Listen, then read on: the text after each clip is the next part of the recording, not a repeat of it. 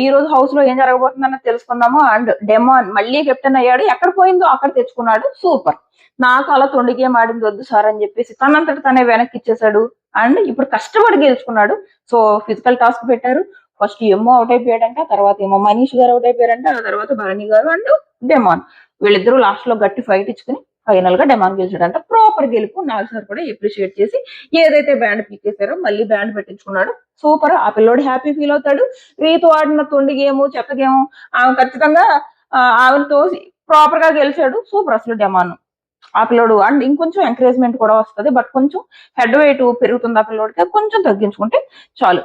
And elimination round వచ్చేటప్పటికి flora and Manish and మన channel subscribe చేసుకుని నోటిఫికేషన్ ఆన్ చేసుకుంటే నేను ఇలా వీడియో పెట్టగానే మీకు అలా అప్డేట్ వస్తుంది అనమాట. పక్కన గంట ఉంటది కదా, ఆ గంట మీద క్లిక్ చేసి ఆల్ సెలెక్ట్ చేసుకోవాలన్నమాట. సో ఎలిమినేషన్ రౌండ్ వచ్చేటప్పటికి ఫ్లోరా అండ్ మనీష్ మధ్య జరిగిందంట. సో వీళ్ళిద్దరూ వెళ్ళినప్పుడు నాకు తెలిసి హౌస్ మేట్స్ అందరి ఫీలింగ్ ఏమై ఉంటదంటే ఫ్లోరా గారు కొంచెం సైలెంట్ గా ఉంటారు కదా, మేబీ ఫ్లోరా గారు వెళ్ళిపోయి మనీష్ ఉంటాడేమో అని అనుకుంటుంటారు.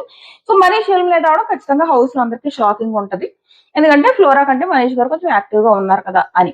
బట్ మనీష్ గారు ఎలిమినేట్ అయిన తర్వాత శ్రీజ అండ్ ప్రియా రియాక్షన్ ఎవరికి వాళ్ళ మనసులో ఏమనుకుంటారో తెలుసా?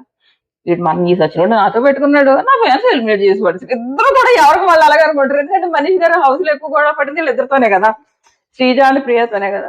సో వాళ్ళకి అలా ఉంటది, నా ఫ్యాన్స్ ఎలిమినేట్ చేస్తారు ఇటు నాతో పెట్టుకున్నాడు అని అనుకుంటారు. మీకు కూడా అనిపించింది అన్నది కామెంట్ చేయండి. నెక్స్ట్ వచ్చేసి నాగ్ సార్ డెమాన్ అప్రిషియేట్ చేశారంట. అండ్ బిగ్ బాంబ్ వచ్చేసి మనీష్ గారు ప్రియా మీద వేశారంట. సో అంటే ఆల్రెడీ చేసే వర్క్ కాకుండా ఎక్స్ట్రా వర్క్ చేయాలన్నమాట తను. అండ్ నెక్స్ట్ వచ్చేసి మనీష్ గారు ఎలిమినేట్ అవడానికి రీజన్ మాత్రం ఇదే అబ్బా, ఏం లేదు. ఆ రోజు శ్రీజ అండ్ శ్రీజ అండ్ ఈ క్వశ్చన్ శివాజీ కూడా అడిగినట్టున్నారు. శ్రీజ అండ్ ప్రియాని నామినేట్ చేయకుండా టెనెన్స్ నామినేట్ చేయరు, ఎందుకంటే అంతకు ముందు నైట్ ఆయన ఏడ్చి తిట్టారు కదా, లేదంటే ఇంత ఎలిమినేట్ అయ్యేవాడు కాదు, ఇంత నెగిటివిటీ ఆయనకు వచ్చేది కాదు. చెప్పాలంటే ఆయన ప్రియాతో పోలిస్తే చాలా బెటర్ మనీష్ గారు. బట్ ఆ ప్రియాకి ఆల్రెడీ చాలా మంది ఫాలోవర్స్ రావడం వల్ల తనకు కొంచెం ఎక్కువ ఓట్లే పడి ఉంటాయి. సో ఎలిమినేషన్ అయితే అన్ఫేర్ అని అనలేము.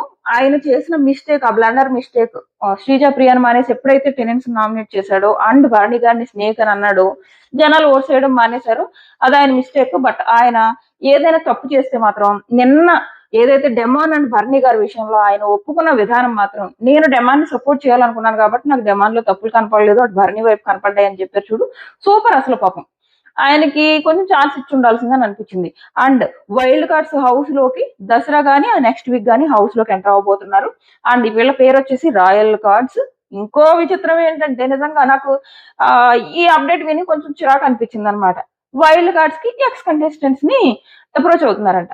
లాస్ట్ సీజన్ లో వైల్డ్ కార్డ్స్ గానే కదా గౌతమ్ వచ్చాడు, అలాగే ఇప్పుడు కూడా అప్రోచ్ అవుతున్నారంట. కానీ నాకు ఏమనిపించింది అంటే వీళ్ళు పృథ్వీని అప్రోచ్ అయ్యారు. పృథ్వీ లాస్ట్ వరకు ఉన్నాడు కదా, లాస్ట్ వరకు ఉన్న పృథ్వీని అప్రోచ్ అవడం కాకుండా ఎవరైనా అన్ఫేర్ ఎలిమినేషన్ వాళ్ళని తీసుకున్నా బాగుంటది. ఎప్పుడో మధ్యలో వెళ్ళిపోయి నువ్వేమో లాస్ట్ సీజన్ లాస్ట్ వరకు పృథ్వీని చూసేవే, మళ్ళీ ఈ సీజన్ పృథ్వీని చూస్తే అంత ఎందుకు, వేరే వాళ్ళకి ఛాన్స్ ఇవ్వచ్చు కదా. లాస్ట్ సీజన్ గౌతమ్కి ఇవ్వడంలో అర్థం ఉంది, ఎందుకంటే తనది చాలా ముందు ఒక రకమైన అన్ఫేర్ ఎలిమినేషన్ లాంటిది జరిగింది అతని విషయంలో. సో మళ్ళీ తీసుకున్న అర్థం ఉంది. కానీ ఇప్పుడు మళ్ళీ పృథ్వీని తీసుకోవడం, అతని ప్లేస్ ఎవరైనా అన్ఫేర్ ఎలిమినేషన్ జరిగిన వాళ్ళకైనా ఇవ్వాలి, లేదా కొత్త వైల్డ్ కార్డ్స్ వాళ్ళకైనా ఛాన్స్ ఇవ్వాలని నాకు అనిపించింది. మీకేమనిపించింది అన్నది ఖచ్చితంగా కామెంట్ చేయండి. సో ప్రస్తుతానికి అయితే పృథ్వీ ఇంకా ఓకే చేయలేనట్టున్నాడు, తనైతే అప్రోచ్ అవ్వడం జరిగింది. ఇంకా కొంతమంది ఎక్స్ కంటెస్టెంట్స్ అండ్ మొత్తం 5 నుంచి 8 మంది ఉండొచ్చు. వీళ్లలో అగ్ని పరీక్ష నుంచి ఎవరైనా తీసుకుంటారా తీసుకోరా అన్నది చూడాలి.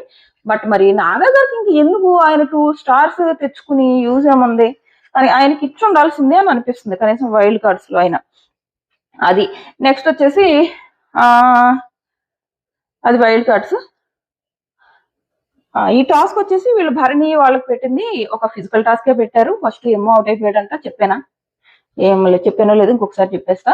ఫస్ట్ ఎమ్మో, ఆ తర్వాత మనీష్ గారు అవుట్ అయిపోయాక భరణి అండ్ డెమాన్ చాలా గట్టి ఫైట్ ఇచ్చి ఆడారంట. నాకు సార్ అప్రిషియేట్ చేసి ఆ బ్యాడ్జ్ వెనక పెట్టారనమాట.